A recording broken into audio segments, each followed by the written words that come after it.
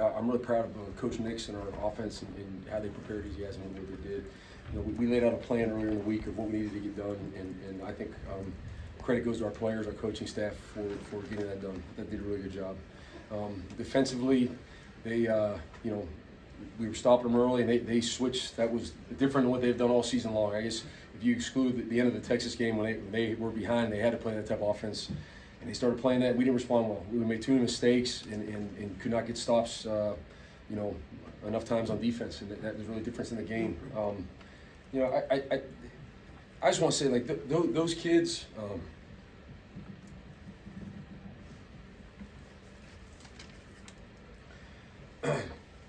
It was a lot on them in a week, and we challenged them and they responded. And this is Auburn.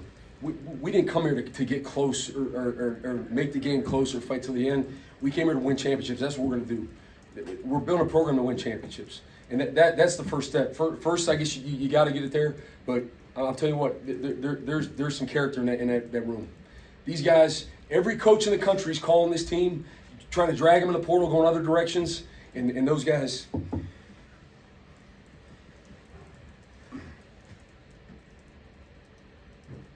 they stuck together for one another. And so no moral victories, no nothing. We're not happy about it.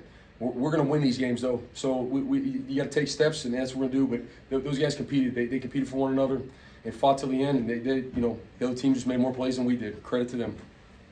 Jason, Brian, Daryl. Just what you said about Ashton Daniels, his performance tonight, and coming back after last week to play the way he did tonight. Yeah, pretty special, wasn't it? Guy converted throwing the ball, made quick decisions, got the ball out of his hand, converted running the ball, just really managed our offense really well. Just that's my first time like listening in and hearing and all that. I mean, he was just absorbing information and making good decisions throughout that entire game. I can't say enough, man. That kid's got some substance to him. Right. Dirk, you talked all week about getting the ball to your playmakers. Cam Coleman, Eric Singleton, all had big nights, maybe career nights. So just the job that Derek Nix did getting the ball to them. Yeah, tremendous. But those guys I'm looking at right now, I mean, Eric had 11 catches, Cam had 10. Those guys are two of the best football players in the country. And so that was our plan, to get them the ball as much as possible. Credit Derek Nix. That guy's a tremendous football coach, tremendous person. He had his chance and did a great job with it. I'm very proud of him. Coach, with all the positives tonight and the way this team battled adversity, kept coming back, when you look at the penalties at the end of the night, there's a lot of things, left some points on the table, on the field with some penalties. How do you address that in the upcoming week? Yeah, aggressive penalties, I don't mind them. We're going to play aggressive. We're going to swing. I've certainly there are some PIs there, but we got to clean up with our hands and grabbing. Sure, we're going to coach the technique on that, but aggressive penalties, the ones that hurt you are ones that are before or after the whistle. That are avoidable. But I just tell you, our kids were emotional. They were playing hard. They competed like crazy out there. And again, that's a credit to them and the unity they have with one another. Go Ferg, Brett, Johnny. DJ, you said that they changed their offense, Vanderbilt did. Can you kind of go into that a little bit more, just kind of what was getting y'all some trouble compared to what y'all seen on film? It was tempo and spread sets, and that's not what they've been. They've been run the ball and all 2-3 tight end sets and moving around. And I think they saw early on that probably wasn't going to be what was going to work. I think probably the 2-minute drive at the end of the half gave them a little life to say, okay, let's stay in this. They came out in the second half. They were going tempo. They did a good job of not allowing us to sub in situations that caught us.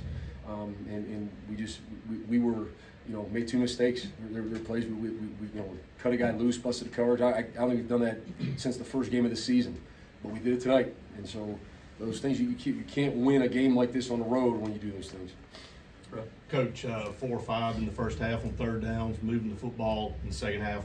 6 of 13 ended up for the game. What did Vanderbilt do in the second half to get you guys off the field? Yeah, I just think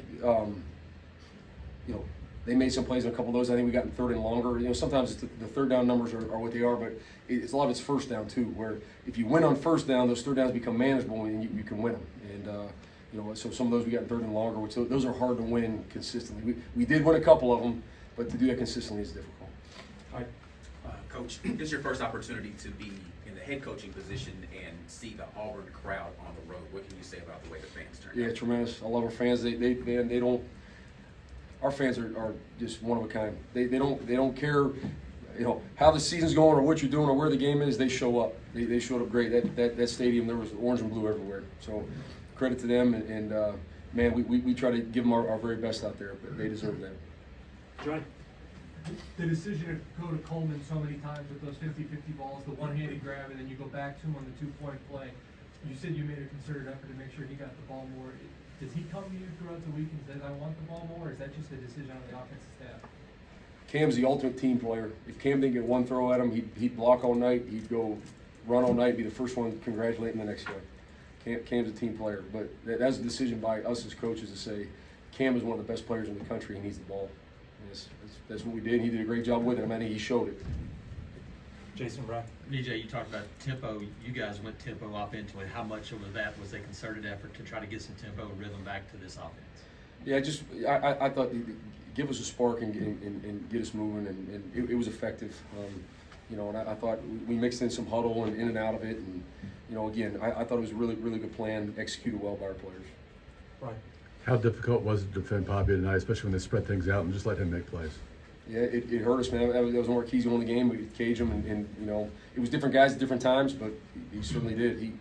He converted some big plays with his feet, and that just breaks down the defense. And when that happens, man, and then he does a good job keeping his eyes down the field, and he can move and still deliver the ball. And so, just some critical downs. We let him out of the pocket, and that hurt us. And then there were some third downs we had to win to get off the field.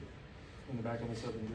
Alex McPherson had another big night, huge field goal before half. What did you think of his performance, and was there any thought about trying to kick a 60-yarder there at the end of regulation?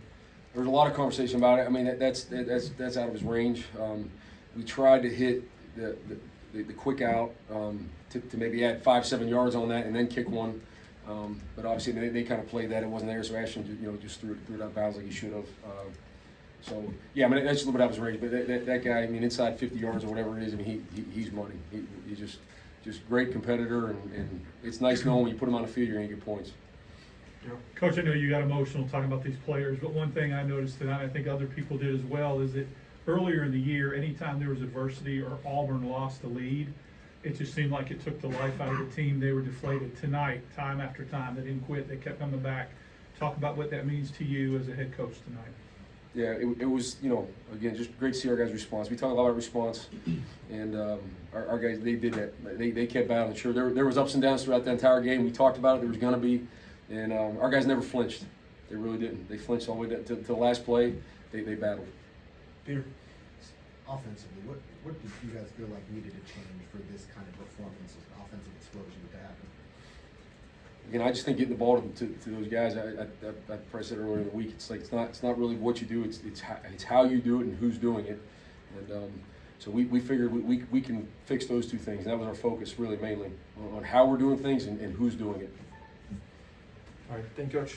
Thanks, DJ. Thank you. DJ.